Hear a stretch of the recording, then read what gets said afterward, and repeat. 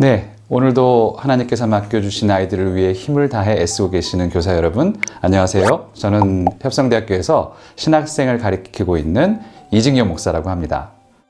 매년마다 12월 25일 성탄절을 앞두고 4주 전부터, 그러니까 대략 11월 말쯤이면 아기 예수님의 탄생을 기다리는 강림절이 시작됩니다. 그리고 교회 달력은 이 강림절을 기점으로 다시 새로운 해를 시작하게 되죠.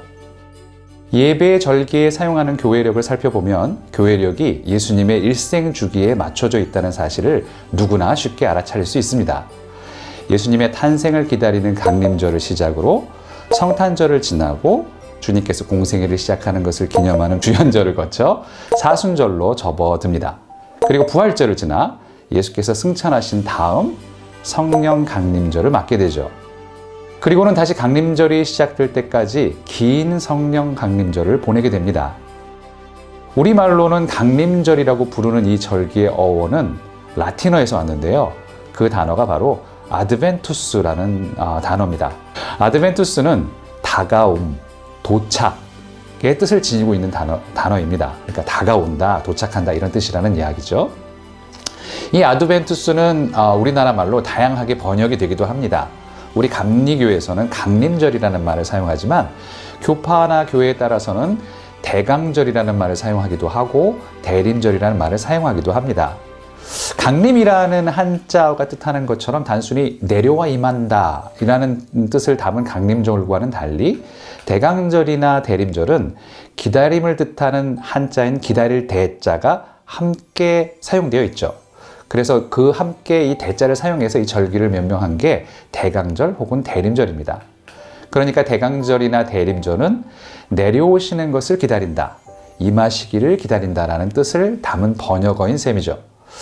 절기의 이름이 가리키는 것처럼 강림절은 분명하게 그리스도의 오심을 기다린다는 의미를 담고 있는 절기입니다. 따라서 우리는 2000년 전에 이 땅에 오신 예수 그리스도의 탄생을 기념하는 성탄절을 앞에 두고 그 탄생을 묵상하고 기도하며 기다리는 마음으로 이 절기를 보냅니다. 한국에서는 성탄절과 크리스마스 이브라고 부르는 성탄 전야만 강조되다 보니까 강림절기에 대한 관심이 상대적으로 그리 크지 않다는 것을 발견하게 됩니다. 그런데 제가 공부했던 독일에서는 이 강림절을 정말 일상에서 피부로 느낄 수 있을 정도로 강림절의 문화가 문화적으로 아주 정착이 되어 있습니다. 혹시 여러분 강림절 초를 보신 적이 있으신지 모르겠어요. 요즘 한국 교회들에서도 많이 사용하는 그 강림절 초는 동그란 화환 위에 4개나 5개 이렇게 초를 올려놓고 만든 장식이죠.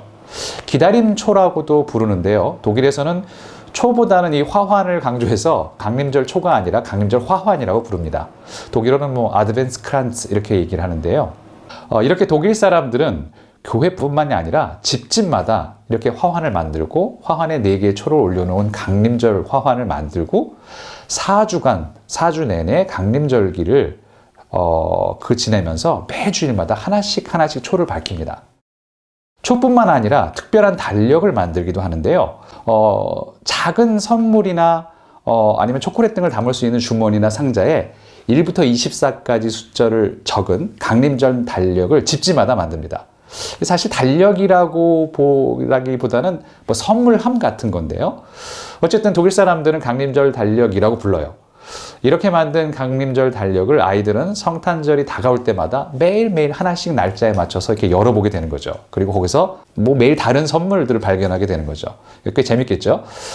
이렇게 독일에서는 교회의 강림절이 교회 밖의 삶에서도 아주 밀착되어 있습니다. 크리스마스가 다가오고 강림절이 시작되면 학교마다 이 강림절을 그 화환을 만드는 순서들도 특별 활동으로 있기도 하고 그래요. 이런 문화를 통해서 독일 사람들은 4주 내내 강림절을 의식하면서 그 절기를 지납니다. 이런 독일의 강림절 문화를 보면서 독일에 있으면서 저는 우리나라 교회들도 이 강림절을 지금보다 더 의미 있게 보낼 수 있으면 좋겠다. 그런 방법들을 많이 만들어내면 좋겠다라는 생각들을 했었습니다. 다행히도 지금은 우리나라에서도 강림절마다 묵상집을 발행하기도 하고 강림절 초를 밝히는 등 예전보다는 훨씬 더 소중하게 강림절을 지내고 있는 모습을 볼 수 있게 돼서 개인적으로는 기쁘게 생각하고 있습니다. 이렇게 강림절은 예수 그리스도의 탄생을 기다리면서 그 탄생의 의미를 묵상하고 기도로 준비하는 절기입니다. 교회는 이 모든 경건의 예식을 통해서 예수 그리스도의 오심을 기억하고 재현하고 기념합니다. 그러나 강림절의 의미를 이렇게만 이해한다면 유감스럽게도 우리는 강림절의 의미를 반쪽만 이해하고 있는 셈입니다. 강림절은 예수 그리스도의 탄생을 축하하는 것 말고도 그만큼 중요한, 아니 어쩌면 그것보다 더 중요한 본질적인 의미를 담고 있기 때문입니다. 그 의미는 무엇일까요? 그것은 바로 예수 그리스도의 재림입니다. 결론적으로 말하자면 강림절은 오신 그리스도를 기념하고 재현하는 것과 동시에 오실 그리스도를 기대하고 소망하는 절기입니다. 따라서 우리는 강림절을 통해서 예수님의 초림뿐만 아니라 예수님의 재림 또한 우리의 마음에 깊이 새겨야 합니다. 사실 우리 신앙을 곰곰이 돌이켜보면 예수님의 재림에 대한 소망이 많이 희석되어 있다는 사실을 쉽게 발견하게 됩니다. 우리는 예수님께서 다시 이 세상에 재림하시기를 정말 간절하게 소원하고 있는가? 나는 정말 빨리 예수님 오셨으면 좋겠다. 빨리 예수님께서 재림하셔야 될 텐데 라는 그런 마음을 마음속에 담고 있는가를 생각해 보면 분명히 교리에는 들어있지만 예수님이 재림 그러면 왠지 이건 이단에서 하는 말 같고 어떤 소종파의 종말론을 믿는 소종파 사람들만 관심을 갖는 그런 것으로 여기게 됩니다. 같은 그리스도인이라 할지라도 교회에서 누가 재림을 막 지나치게 강조하는 사람을 보면 왠지 좀 거리를 둬야 될 것 같다는 생각도 들죠. 그런데 초대교회의 모습을 살펴보면 예수님의 재림에 대해서 지금의 우리와는 완전히 다른 태도를 지니고 있다는 사실을 발견하게 됩니다. 우리가 잘 아는 대로 초대교회의 예배의 중심은 성찬이었습니다. 토요일인 안식일에는 다른 모든 유대인들과 함께 회당에서 예배를 드린 처음의 유대인 그리스도인들은 다음 날엔 따로 모여서, 다음 날 일요일이죠. 따로 모여서 주님이신 예수 그리스도의 죽음을 기억하며 성찬 예식을 거행했습니다. 나중에 유대교로부터 기독교가 분리되고 난 다음에는 일요일을 주일, 즉 주님의 날이라고 부르고 그날을 예배의 날로 정하게 된 것도, 그리고 지금까지 우리가 일요일을 예배의 날로 정하게 된 것도 여기에 기원이 있습니다. 이렇게 일요일에 모여 거행했던 성찬 예식 때마다 마지막에 선포했던 말이 있었어요. 그 말이 바로 마라나타였습니다. 마라나타라는 말은 여러분이 많이 들어보셨죠? 이 마라나타는 근데 예수님 당시 이스라엘 사람들이 사용했던 언어가 아람어라고 하는데요. 굉장히 흥미롭게도 어떻게 띄어 읽느냐에 따라서 그 뜻이, 그 의미가 달라집니다.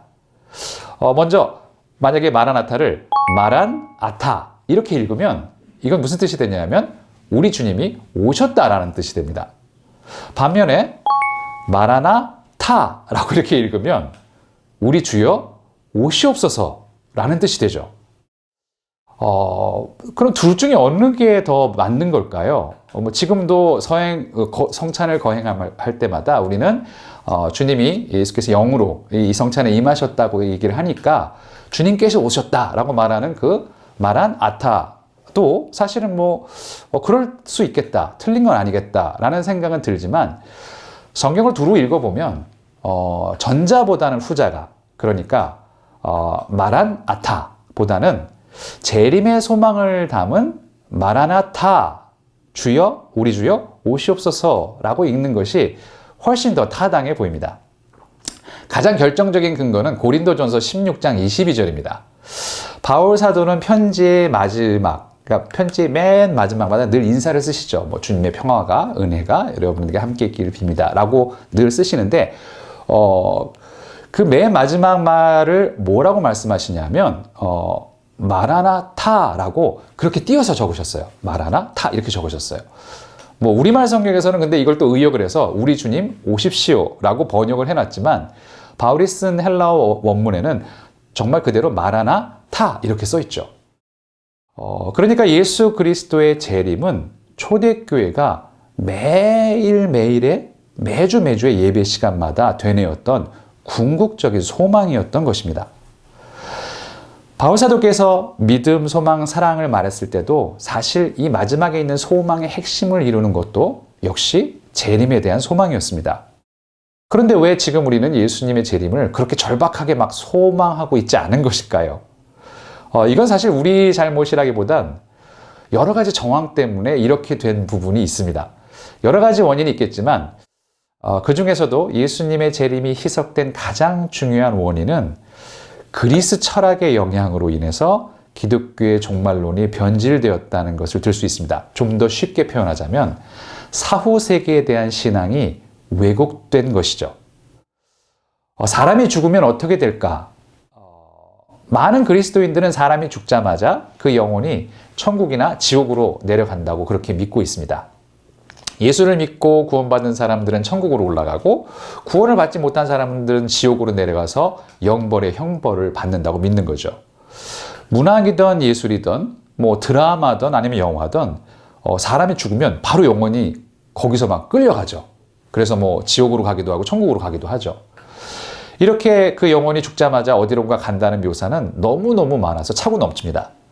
그러나 너무나도 당연하게 보이는 이런 생각이 초대교회에서는 매우 낯선 사상이었습니다. 놀랍게도 사람은 죽자마자 천국이나 지옥으로 간다는 이 사상은 불멸하는 영혼과 정신을 소중하게 여기고 소멸할 육체와 물질은 하등하게 여겼던 그리스 철학, 구체적으로 말하자면 플라톤 철학이 나중에 기독교 사상으로 유입되면서 생겨난 후대의 생각입니다. 성경에 따르면 사람은 죽자마자 영혼만 따로 천국이나 지옥으로 가지 않습니다. 성경에 따르면 우리가 천국, 즉 영생으로 들어가는 시점은 죽음을 맞이한 바로 그 순간, 죽자마자가 아니라 예수께서 재림하시고 최후 심판을 행하신 다음이기 때문입니다. 성경에 따르면 이미 죽음을 맞은 모든 사람들은 예수께서 재림하실 때야 비로소 그리스 철학이 하등하다고 여겼던 몸의 부활을 입고 최후 심판의 결과에 따라 영생으로 들어갈 것입니다. 이 믿음은 모든 교회의 일치된 신앙 고백인 사도신경에도 분명하게 나와 있습니다. 몸이 다시 사는 것과 영혼이 사는 것을 믿사옵나이다. 즉 개인의 죽음과 천국의 문제를 포함하여 이 세상의 모든 부조리와 악, 이 모든 것이 해결되는 시점은 바로 주님이 재림하실 때입니다. 그러니까 부모님이 임종을 맞이하는 순간에 부모가 자녀들에게 마지막 말을 남기면서 내가 먼저 천국에 가서 너희들을 위해 기도할게. 뭐 그런 얘기들 아마 가끔 들으셨을 거예요. 먼저 하늘나라에 가셔서 우리를 위해서 기도하고 계신다든가. 이렇게 말한다면 은혜는 될지 모르지만 사실 기독교적인 말은 아닙니다. 그리스도인이라면 이렇게 말하는 것이 맞습니다. 내가 만약에 세상을 떠나게 된다면 내가 먼저 가서 너희들을 위해서 기도해주고 있을게. 천국에 먼저 가 있을게. 나중에 너희들도 올라오렴이 아니라 이렇게 말해야 된다는 거죠. 얘들아, 우리 주님이 오실 때 다시 만나자. 그게 초대교회가 가지고 있었던 소망이었습니다. 우리가 모든 임종의 순간을 맞을 때마다 지녀야 할 소망도 역시 이것이어야 합니다. 그러기에 바울은 죽음을 염려했던 데살로니가 교회 성도들에게 주님의 재림으로 인한 부활을 소망으로 전했던 것입니다. 주님이 다시 오실 때 그때 우린 다시 다 부활해서 만나게 될 것입니다. 라고 위로했던 거죠. 주님의 재림은 세상의 모든 불완전과 악과 죽음을 해결하는 최후의 열쇠입니다. 그러기에 처음 교회의 모든 희망은 오직 예수 그리스도의 재림에 달려 있었습니다. 그리고 초대교회의 신자들은 자신들을 이 재림을 기다리는 사람들로 이해하고 있었습니다. 매 주일마다 드리는 성찬 예배에서 신자들은 바로 이 소망을 가슴에 담고 마라나타, 우리 주여 오시옵소서라고 외쳤던 것이죠. 개인적인 경험을 한번 말씀드려 보자면 제가 개인적으로 성찬에 담긴 이 재림의 소망을 깨닫게 된 계기가 있었습니다. 독일에서 제가 목회를 할 때 저희 이제 교인들, 저희는 물론 다 한국 사람들이죠. 이 한국 교인들과 저희가 이제 빌려서 예배를 드리던 독일 감리교회 교인들은 이제 가끔 함께 예배를 드리는 기회가 있었어요. 그래서 어떨 때는 함께 순서를 나눠서 연합으로 예배를 드리기도 했고, 때로는 그냥 독일 교회 예배에 저희가 이제 게스트로 참여할 때도 있고 그랬습니다. 그러던 중 독일 교회 예배에 게스트로 참여하게 되었을 때 정산 예식을 진행하게 돼서 그 예식에 참여하게 되었죠. 성찬은 여러분도 아시겠지만 성찬 예식 때마다 늘 이렇게 시작합니다. 주께서 잡히시던 밤에 떡을 가지사 축사하시고 떼어 이르시되, 이렇게 시작하는 그것을 이제 우리가 성만찬 제정사라고 얘기를 하는데요. 이 성만찬 제정사는 고린도전서 11장 23절부터 25절의 말씀을 그대로 가져와서 말씀하는 그런 제정사입니다. 모든 성찬은 반드시 이 성만찬 제정사를 포함하고 있습니다. 당연히 독일 교회도 마찬가지죠. 주께서 잡히시던 밤에 라고 얘기하면서 시작을 하는 거죠. 그런데 독일 감리교회에서 진행하던 성만찬 제정사를 듣고 있다가 좀 약간 충격을 받았어요. 왜냐하면 보통 성만찬 제정사는 25절까지, 즉 이를 행하여 나를 기념하라로 끝나는 게 우리 한국교회에서 늘 얘기하는 성만찬 제정사였죠. 그런데 독일 교회는 25절을 넘어서 26절까지를 성만찬 제정사에 포함시켜서 읽고 있었던 것입니다. 그 26절의 내용은 이것입니다. 그러므로 여러분이 이 빵을 먹고 이 잔을 마실 때마다 주님의 죽으심을 그가 오실 때까지 선포하는 것입니다. 제 마음에 탁 들어왔던 단어가 바로 그거였어요. 그 구절이 그가 오실 때까지라는 말이었던 거죠. 그 말이 바로 성찬 예식의 제정사에 들어 있었습니다. 성만찬 예식의 이 결정적인 구절도 포함되어 있었다는 사실을 사실 잘 모르고 있었어요. 그래서 제게 꽤 큰 충격이었죠. 어려서부터 늘 성만찬을 참여했었고 늘 성만찬 제정서를 들었는데 항상 기념하라까지만 들었지 주님이 오실 때까지 우리가 이것을 한다는 이야기를 그 당시에 처음으로 생각해 보게 되었던 거죠. 그러니까 이 마라나타 주여 오시옵소서라는 이 초대교회의 이 바람은 초대교회의 성만찬뿐만이 아니라 지금 우리의 성만찬에도 들어있는 것입니다. 그래서 바울 사도는 성만찬 제정사를 통해서 우리가 성만찬과 함께 주님의 재림을 분명하게 소망하도록 이렇게 지시하고 계신 것이죠. 바로 이 다시 강림하실 예수님에 대한 기다림이 강림절에도 포함되어 있습니다. 그리고 강림절과 함께 교회력은 새해를 맞이하게 됩니다. 우리가 사용하는 달력은 아직 2달이 남아서 해가 새로 시작한다는 느낌보다는 이제 해가 저물어가는 느낌인데, 그런데 교회는 강림절과 함께 새로운 해를 시작하게 되는 거예요. 우리가 새로운 달력을 이렇게 뜯을 때마다, 항상 새로운 해를 맞을 때마다 늘 결심을 하죠. 각오를 새롭게 다지곤 합니다. 이제 모든 것이 새롭게 시작됐으니까 후회스러웠던 지난 일은 다 잊고 새로운 마음으로 새해를 맞이하려고 이렇게 막 결심을 하고 많은 일들을 이제 계획하고는 하죠. 강림절이 교회의 새해를 여는 시작이라면 강림절을 맞는 우리의 마음도 우리가 세상에서 새해를 맞는 마음과 비슷해야 한다고 생각이 듭니다. 우리는 강림절과 함께 새로운 마음을 다져봐야 합니다. 그 새로운 마음이 무엇일까? 그것은 우리가 누구인지를 분명하게 새롭게 깨닫는 일부터 출발합니다. 강림절에 우리는 우리의 정체성이 무엇인지 다시 한번 새롭게 성찰하고 확인합니다. 새로운 결심과 각오로 우리가 누구인지를 분명하게 합니다. 우리는 누구인가요? 우리는 바로 예수 그리스도의 오심을 기다리는 사람들입니다. 기다리는 사람들이야말로 진정한 그리스도인들의 정체성입니다. 그리스도라는 말은 여러분도 아시겠지만 메시아라는 히브리어를 그리스어로 번역한 말입니다. 그렇게 생각해 보니까 그리스도인이라는 말은 메시아인이라는 말로 바꿀 수도 있다는 생각이 들었어요. 근데 왠지 그리스도인 그러면 늘 우리가 부르는 말 같은데 메시아인 이러면 약간 낯설면서도 다른 의미가 생기는, 이게 곱씹을 때마다 묘하게도 뭔가 새록새록 다른 의미가 생기는 느낌이 들더라고요. 그게 무슨 느낌이냐면 뭔가 메시아인 그러면 뭔가 열망하고 기다린다는 의미가 더 살아나는 것 같은 기분이 듭니다.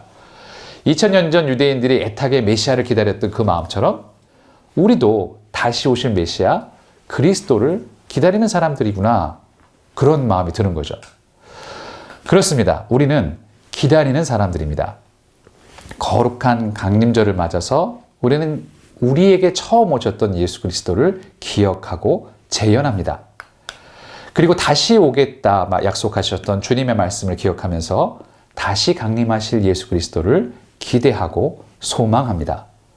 오신 그리스도와 오실 그리스도를 바라는 마음이야말로 강림절에 갖추어야 할 우리의 마음입니다. 신약 성경의 마지막은 요한계시록이죠. 그러니까 요한계시록은 신약 성경의 마지막인 동시에 구약을 포함한 전체 기독교 성경의 마지막이기도 합니다. 그 요한계시록의 마지막 말, 그러니까 전체 성경의 마지막 말이 혹시 뭔지 아세요? 그 요한계시록의 마지막 인사한 말, 모든 사람들에게 은혜가 있기를 바란다는 그 마지막 인사한 말인 22장 21절을 제외한 그 22장 20절이 마지막 말인데요. 이 요한계시록의 마지막 말, 즉 전체 성경의 마지막 말은 바로 이것입니다. 이 모든 계시를 증언하시는 분이 이렇게 말씀하셨습니다. 그렇다. 내가 곧 가겠다. 아멘. 오십시오, 주 예수님. 이게 성경의 맨 마지막 말입니다. 아멘. 오십시오, 주 예수님. 오십시오, 주님. 모든 성경, 우리가 가지고 있는 모든 성경의 마지막 말은 바로 이 마라나타입니다. 우리는 이 소망을 가장 중요하고 본질적인 소망으로 품고 살아가야 하는 사람들입니다. 강림절은 바로 이 기다림을 일깨우는 절기입니다. 주님께서 2000년 전 오셨던 것처럼 그렇게 오셨던 같은 주님은 다시 오실 것입니다. 그러니 이제부터라도 우리는 강림절을 반쪽의 강림절로 만들어서는 안 되겠습니다. 오신 주님과 오실 주님을 기다리면서 우리는 우리가 누구인지를 돌아봐야겠습니다. 세상을 구원하시기 위해서 오신 주님께서 무엇을 하셨는지를 성찰해보고 또 지금 이 세상을 지배하는 것처럼 보이는 죽음과 악의 세력에 대해서 오실 주님께서 무엇을 하실지 성찰하고 기대해야 하겠습니다. 그런 마음으로 이 거룩한 강림절을 지내시고 강림절을 전하시는 교사 여러분이 되시기를 바랍니다.